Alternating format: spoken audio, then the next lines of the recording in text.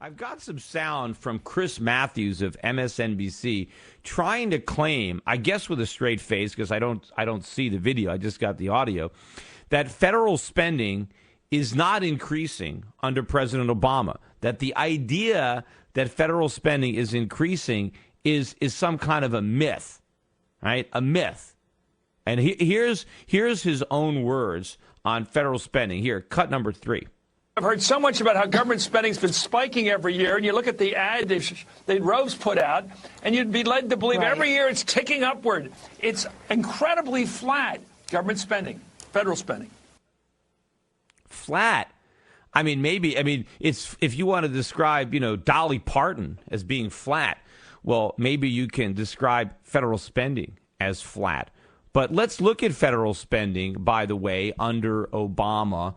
If you look at the federal spending in the last year of the Bush administration before 2008, right before the financial crisis, in 2007, the federal government spent $2.7 trillion. All right, so that was pre-crisis.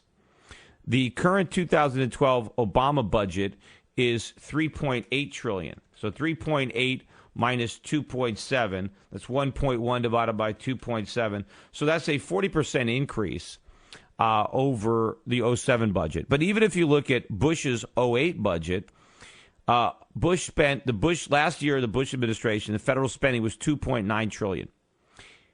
Obama has already upped the ante by $1 trillion. And in fact, if you look at the growth of federal spending under Bush, which was horrific, I was a big critic of the increase in spending under the 8 years of George Bush. But George Bush increased the federal budget by $1 trillion over 8 years. So he increased government spending over 8 years by $1 trillion. Barack Obama has increased government spending by $1 trillion in 3 years.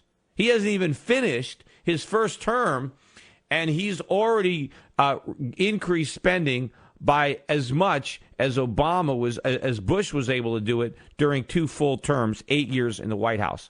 So how anybody can say that government spending is flat under Obama, it's absurd. It's going up.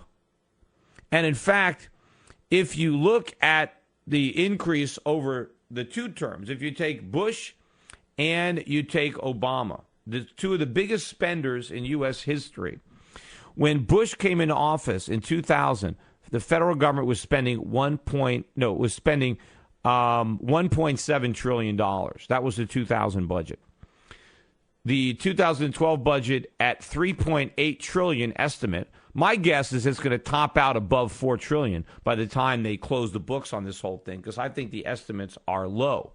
Right, and this is with record low interest rates that is artificially suppressing the cost of servicing the national debt. If interest rates went up to 7%, you could probably throw another $1 trillion on top of that, and so it wouldn't be a $4 trillion budget government spending; it'd be $5 trillion. And in fact, if you put interest rates up to 7% and figure out how big the recession would be, maybe you can throw an extra $1 trillion on top of that, which would drive it up to $6 trillion in federal spending.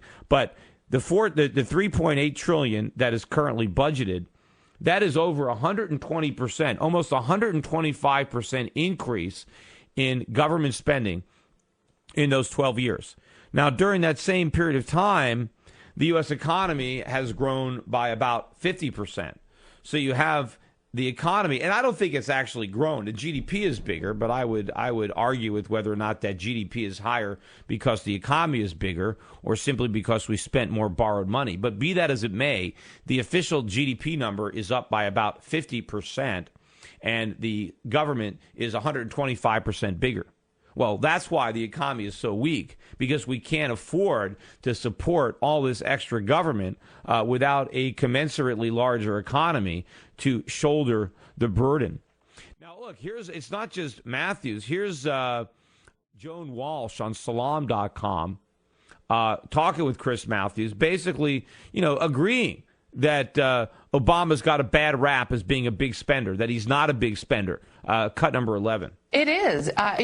This Market Watch piece has gotten a lot of attention because it does fly in the face of what a lot of people believe, even a lot of Democrats, Chris. And, I've been trying to think about what's the biggest lie they've told so far. I mean, birtherism is vile, but it is really a crackpot fringe. This might be the biggest lie of all. You take including utter Trumpy. mendacity. Trump's still pushing it. Trump is still pushing it. And Joe Arpaio, the crackpot fringe. But this one, you take sheer mendacity and you multiply it by the number of people who believe. Okay, so in other words, they're saying that the real biggest lie about Obama is that he's a big spender. They're saying that this is the biggest lie being told about Obama, and it's demonstrably not a lie. In fact, it's true that government spending is increasing under Obama. They're claiming that's the biggest lie. Well, how is that a lie when spending is increased dramatically? It's increased by $1 trillion in 3 years. Yes, the bulk of the increase in government spending, I'd say the biggest increase came in the first year. Now, in the second 2 years, the spending is grown, but it hasn't grown as dramatically as the initial bump. But to somehow claim that because spending in years 2 and 3 didn't rise as much as it did in years 1, that somehow he's not a big spender. And of course, when you're looking at the increase in government spending, you are not looking at the increase in liabilities assumed by the government. These are contingency liabilities assumed in the area of student loans, in the area of mortgages, in the area of Medicare, in the area of Social Security. And how much additional spending has been put on the government, or commitments, as a result of Obamacare. To pass Obamacare and then not claim that you've increased government spending by any amount based on the fact that this monstrosity now has to be financed by the government. So to not even include that is ridiculous.